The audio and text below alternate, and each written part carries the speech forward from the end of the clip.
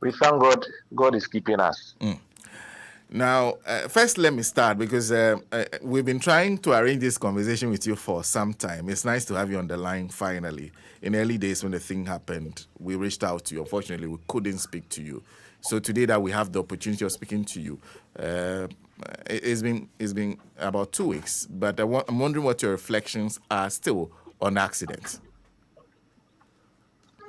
Okay, thank you very much. And sorry, I am not in the country trying doing some flying elsewhere, so I couldn't get myself to be on most shows that wanted me to be on. And a little bit of a correction. I am. I'll use the word. I was flying. I was flight lieutenant when I was in the Air Force, and Okay, I left with the rank of flight lieutenant. okay, The captain now is because I'm flying civil and I'm still flying helicopters. So that is just a bit of a okay, correction.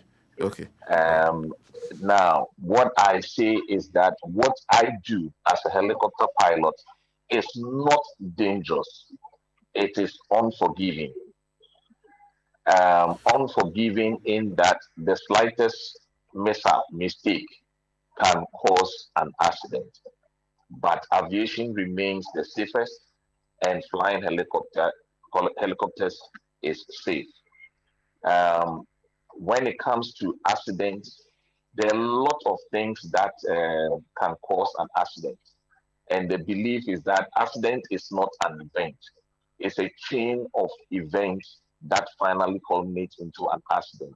Sometimes all it takes is somebody removing just one part of that chain, and the accident is prevented. So there are a lot of things that can be done, that should be done to prevent accidents. The next one is that the safest helicopter or the safest aircraft is the one that is in the hangar with no body by it and the batteries and everything switched off. What it then means is that once you turn the batteries on, even in the hangar, there is the possibility of an accident or an incident. But we continue to practice, follow the best practices, follow all the protocols, the manuals that we write, and the incidents that have occurred in other places, learn from them and keep our job safe for ourselves and then the precious lives that we fly across. So that is my initial comment concerning flying helicopters and then accidents. Interesting thoughts. And you got me when you said your work is not dangerous, but is it unforgiving. Unforgiving, yes.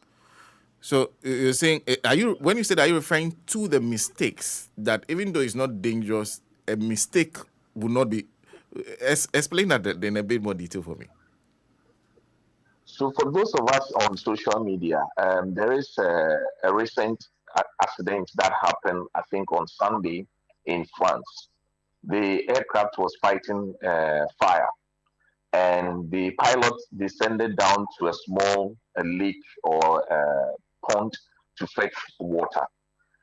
I cannot tell exactly what made them come so low until the aircraft touched the water. I think the blades touched the water, some portion. I mean, the water with the speed at which the blades are turning, the tail rotor is turning. That small contact with water will mean that the tail rotor will go off. Now, at that point, if the pilot knew that he has lost the tail rotor, the only option of not crashing was to, what we say, lower the collective, that is, take the power out. But the natural instinct of any human being who has not planned to enter water or to land in the water will be to get up. And so you now pull in power to get out of the water. As you pull power, you now make the situation worse because more power means you need anti-torque from the tail rotor, which is no longer available. You are in front. You can see that you've lost your tail rotor. You try to naturally, as a human being, get out of the water, and that rather will cause the accident. So what is becoming unforgiving in that situation is that that split second, that split decision that you have to do between lowering the collective and then accepting that you have to stay in the water or trying to get out of the water because naturally your aim was not to land in the water. It's what will cause the accident. And so that is what makes flying helicopters unforgiving, because that's a split decision. You may not get another time to say, I should have done this instead of that. So that is what I mean by unforgiving. Because in the wake of the accident, and I'm sure you heard many people talk about the inexperience, among other things. Do those suggestions count? Inexperience, somebody saying, people even suggesting that the helicopter was not in good shape, among others. Do they also count? So I'll go by another adage in aviation that says that there are experienced pilots, and then there are there are bold pilots. Sorry, there are bold pilots, and there are old pilots. But then there are no old and bold pilots. What that means is that experience counts, and definitely in every profession or anything that we do, having met it before counts. But sometimes you don't meet it and get the opportunity to correct yourself the next time. And so, where then lies the experience? Because the fact that I have not been in that environment before, to come out to gather that experience will mean that when I see it for the first time, I may not be able to react well. And so there is a mix. But obviously, the experience that you have in the course of the chain of an accident will let you take one portion of what can present itself as an accident out without waiting to necessarily meet the actual accident and then use experience to get out. I hope I have been able to explain that very well. So the experience that we talk about might not necessarily mean that you have done that thing before and you were able to get out of it. It may only mean that you woke up in the morning and based on experience decided that this time we will not fly until that time, or we'll use this route instead of that route, or we'll do something else apart from having to meet the actual incident and then how you use experience to get out of it. And I wonder if you know this helicopter. I do know the helicopter, not as in that very Chinese variant, but as of last year, I was flying the European variant of that same helicopter. So when you were in the Air Force, were these helicopters available? No, I left before they were purchased. Oh, okay, okay. So I'm guessing you don't even know any of the pilots involved. Oh, I do know them. I spoke with the captain of that flight on Monday before the Wednesday.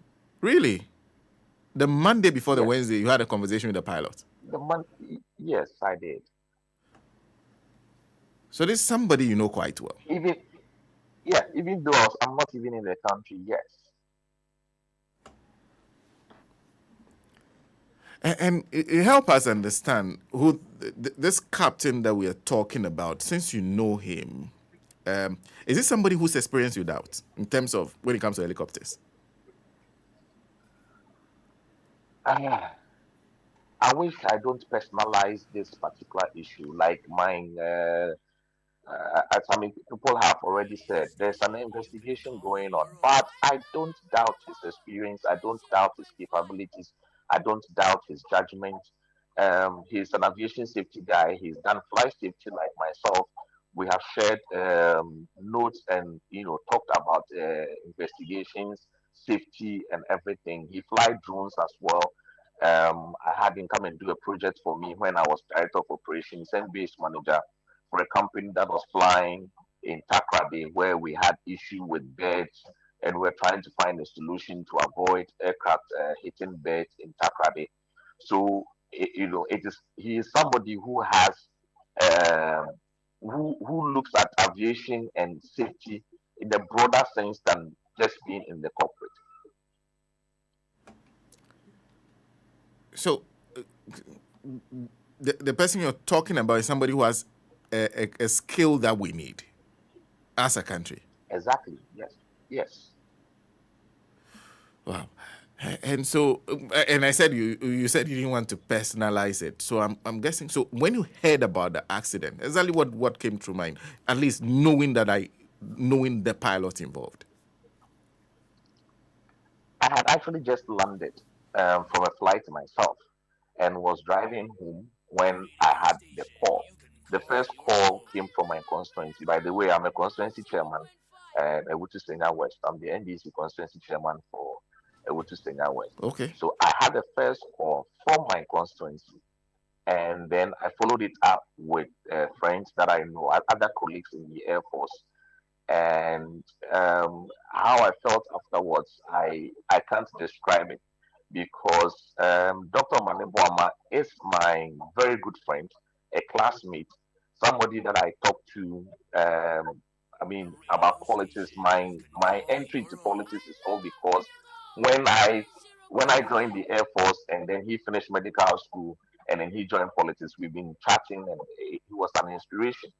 So I was hit on different fronts, and I have different. What went through my mind is a mixture.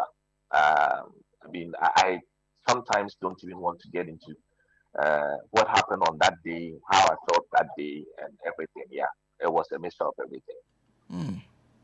Listening to you, it seems for unlike most of us, you still haven't still gotten over perhaps the sadness and the sorrow that comes with the accident itself.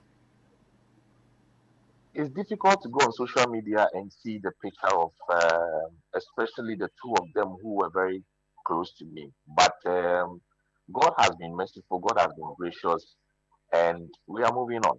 I did a flight as close. I mean, on Sunday I was flying, so I think we are back. Well, and nice, but just by way of education, typically when this kind of accident happens, what are the immediate steps that are taken, and do you see these steps being taken at the moment? Yes, the immediate steps have been taken. I think what I see, and I think I was trying to listen to the program earlier on the internet, and you asked the question about the locals tampering with the accident site and then probably making investigations difficult.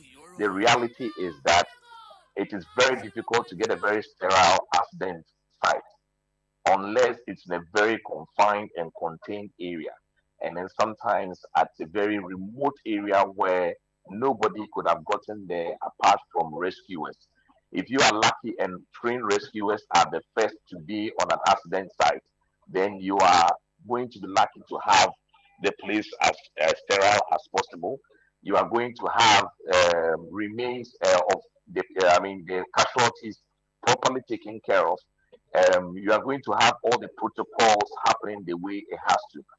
But when it happens at a place where professionals, be it the fire service, the police, not more officials or anything, are not the first to get to the scene, as human as we are, it is very difficult to go and have a sterile or a clean accident scene. So I've heard all the stories, and we just have to take it as it is that in as much as we would have wished that um, people who went there didn't carry parts to their homes. It is almost impossible to have such a thing happening anywhere in the world and having it as sterile. If those of us who have been following the news, the Air India crash that crashed, I think, in India, we saw how, because it happened in the middle of the city by a medical school and everything, all the people around would definitely come in to either lend a support, I mean, helping hand or anything. So it becomes difficult. Now, in terms of the rescue or the time that it took for rescuers to get there, where the accident occurs, how it occurs, at what time, all affects rescue and all countries and all states per their levels of threat or the levels of how often these incidents occur have built capacity to reduce this time and then also make it seamless. But I don't think any country has had an accident and reacted in 100% or in a textbook situation Sometimes we get as close as possible to the textbook procedure, but I don't think we always get it that way. And but that is why the investigations come in. And during the investigations, all these things are taken into consideration, and then improvements are made. Now, the investigations, because if the statement from the defense ministry said when the incident happened, there was a preliminary investigative team that was set up to at least gather evidence. Their report was supposed to be submitted to the board. The board will be responsible for the investigation that happens. Typically, and if you had the interview earlier, one of the things I was seeking to establish is what are these investigations intended to establish, first of all? Okay, so the first team, the preliminary investigation team, is what you call the GO team. So the GO team typically is not made up of forensic experts, for example. They may not have the experts from the manufacturers, that is the manufacturers of the aircraft. They may not have human factors experts who will be able to dive deeper into the evidence and everything. So they typically go to make sure all remains are recovered properly. Accident scene is cordoned like the black box, any other material that can be recovered, because if there's something in the way that people who pass by going to the village may touch or can affect, you have to take it away from the place. If there is one that can affect other human lives even after the accident, you have to take that one out. So that is what the initial preliminary investigators do. So when they have gathered all this, then they bring it down. Now the experts will come and analyze everything that was picked up, every initial information. Now there are some things that people forget over time, and so the preliminary investigators will do the initial investigations. Assuming somebody was knocked unconscious and he's at the hospital, the preliminary investigators will be the people who may interview this person to get some information as quickly as possible. And then subsequently, if the person now recovers, gain all his faculties, then the main investigation board will now take up that. Now, let me say that in a typical car accident, when you bring in the police, the first thing that they are there to do is to find out who is at fault. When you look at Annex 13 of ICAO Annex 13, which is the International Civil Aviation Organization's, let's say, laws that uh, guide accident investigation, the primary aim is to find out what might have caused the accident and what can be done to prevent it from happening again. So that is the primary focus of an aircraft accident investigation. We look forward than to look backwards. So if we go back into what happened, we are looking at what happened, and the main focus is to prevent it from happening again. Why? There are aircrafts that are still flying. There are people that are still boarding. We need to continue to give confidence to the general public. So your aim is to look at what happened and what should be done to prevent it from happening again. So the investigations establish what happened, but that what happened should inform. I don't. Is it steps that are taken to ensure this never happens again? Yes. If there is anything that I would love to do in honor of Wing Commander Anala and then Dr. Manebuama and the six others, is to make sure that this doesn't happen again. That as long as it is humanly possible, whatever happened is avoided so that it will not happen again. And that is one of the reasons why aviation has been made safe. Let me if I don't know how much time we have, but let me just say this. I did flight safety in the US, and one of the things that we were taught as flight safety officers was, for example, in the fighter squadrons, a young man who has recently given birth is not put on, whose wife has recently given birth is not put on the flight line. Now, in the US, where the There is no external family system where the husband and the wife and the newborn baby are the only three in the house. If that newborn baby does not sleep, the man is likely not going to sleep the whole night as well. When he comes back the following day, you don't want to put him on the flight line because he didn't have good sleep. The anxiety level is high. This is his first baby. And so a lot of things can happen to him, the way he processes information and how fast he can react to things. Now, when you bring that into Ghana, until recently, there's a possibility that the wife left for the to the mother's place before even delivery. So even though you'll be affected by the birth of a newborn, it might not necessarily affect him as much as a pilot in the US, for example, or in the Western world.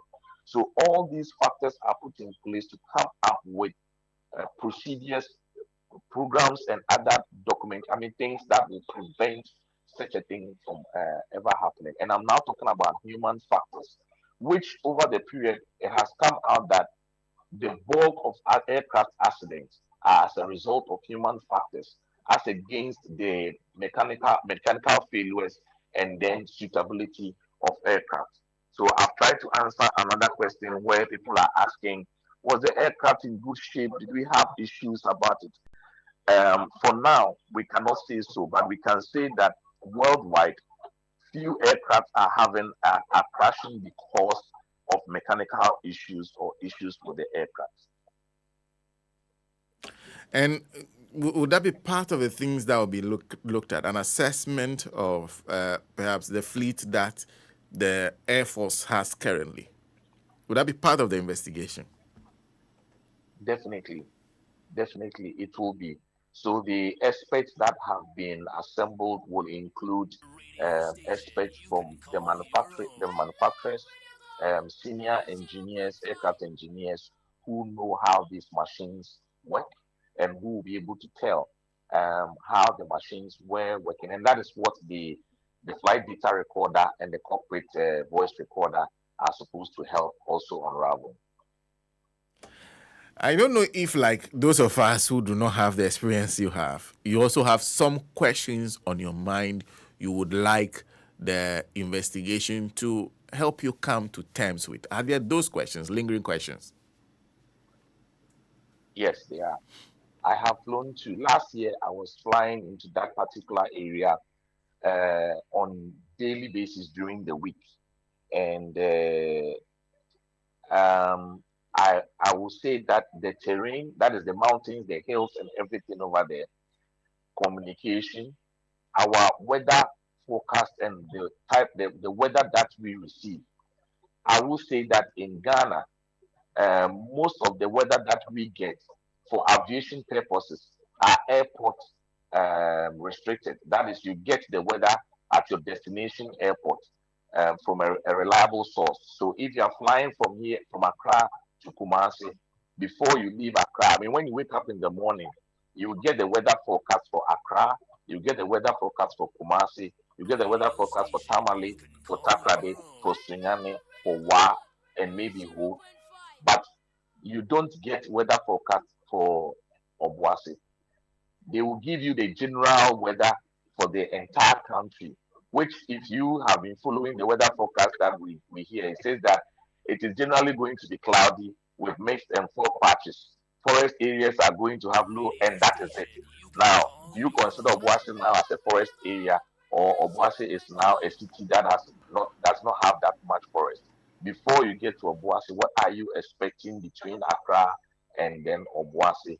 It's a general weather situation that is given. That does not give the what I'll call the VFR pilot or the helicopter pilot a lot more information to work with. So I'm hoping that we'll resource the Ghana Meteorological Authority so that they can have stations across the country that supply weather, actual weather, for proper forecasting and proper weather information for pilots. It helps with situational awareness and it helps prevent some of these things. That is, if it comes out that the weather was a factor, then we wish that weather services will be improved across the country. And that's the main thing on your mind. That is the main thing on my mind after having flown to that Okay. region several times, and then the time of the year. Interesting. You're saying that as a helicopter pilot, the forecast you get from Meteo is the same as the one that my colleague Nancy shares with us, the normal one where the forecast for Accra is general, but no specifics. It's the same thing you get. Yes, and for a pilot, you will get for the main airports, but in terms of where you are going to, you will not get one. You have an idea of the you only mile radius. Just like you leave Accra and it is raining heavily, get to Kaswa and it is completely dry and empty. So if you were to sit in Accra going to Kaswa and you couldn't get anybody in Kaswa to tell you that it is not raining, you will assume that it is raining in Kaswa as much as it's raining in Accra, only to get there to realize that it is not raining at all. It is the same thing.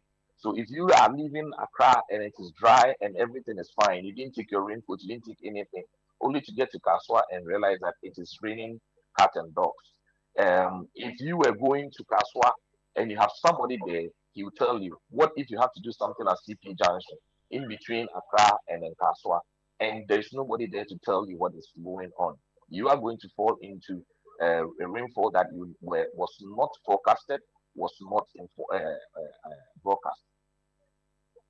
And on a few occasions when you've flown to that area or through that area during this season, have you found the weather problematic?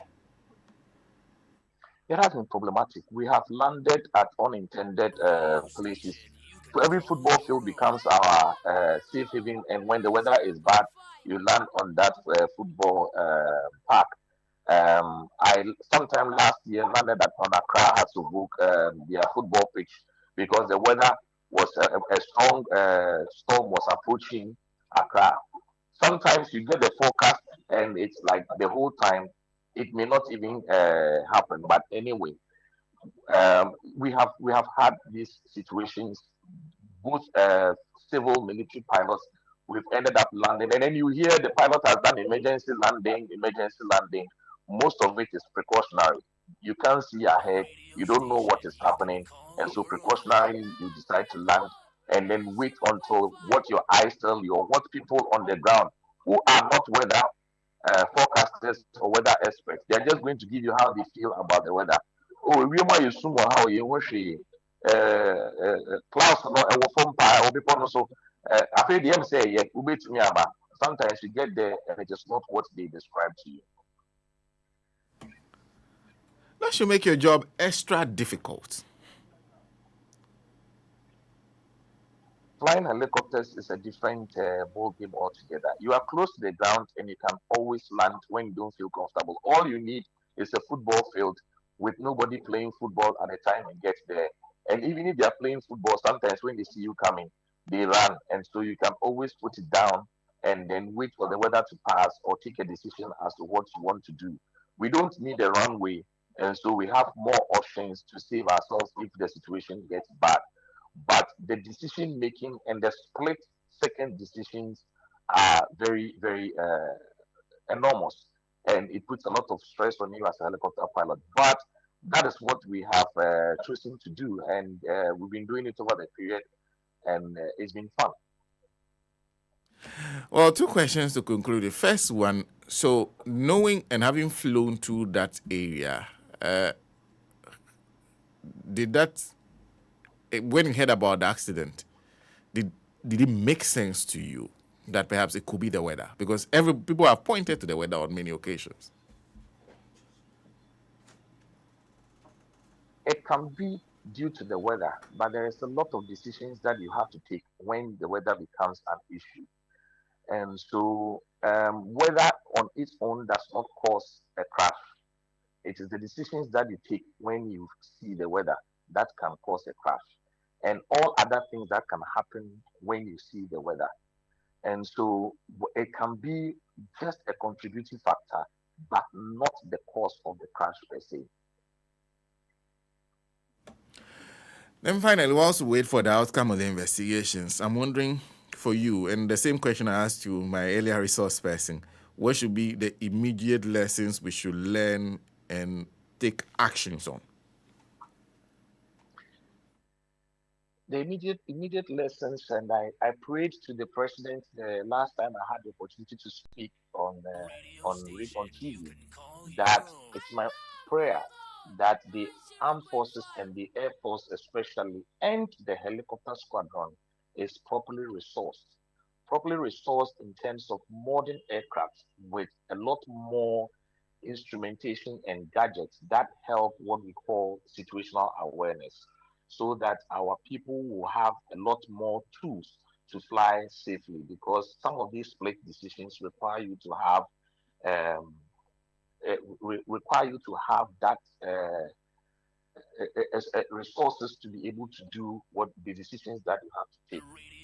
And I I want to also add that training and then the general public, when such things happen, we should minimize and think about the personnel, I mean the pilots involved, the others that are still left to continue the job that those that have died are doing.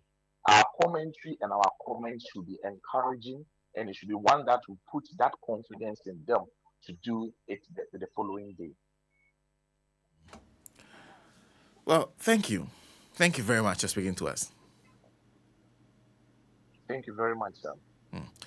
Well, Captain Nathaniel Kojo Anderson is a helicopter pilot. He retired from the Ghana Air Force as a flight lieutenant. So he was an Air Force helicopter pilot in the before retiring. Currently, he still flies. So he will share with us a few of his learned experiences in this particular field. The thing he said that got to me was his work as a helicopter pilot is not dangerous. It can be unforgiving. It is not dangerous. It can be unforgiving. And he was explaining that the number of decisions he had to make in a split second, if he fails in one of those, it could be fatal. Could be fatal. And so that's what we are all trying to understand, because you don't do an assessment of things from all kinds of perspectives. It is different to drive a car than to fly a helicopter. It's different to fly a helicopter than to fly an aeroplane. They are two different things. They are not the same. They are not the same at all. So the comparisons, well, though maybe you may have a point, but they are not necessary at this point. So we've been trying to understand how those things work and what the investigations can unravel. And we hope that we've gotten the answers to the questions that are on your mind as the investigation has started. A big thank you to Captain Nathaniel Kojo Anderson, who is a former Air Force helicopter pilot, retired as a flight lieutenant, and Franco Fie PAJ, who is president of the International Federation of Air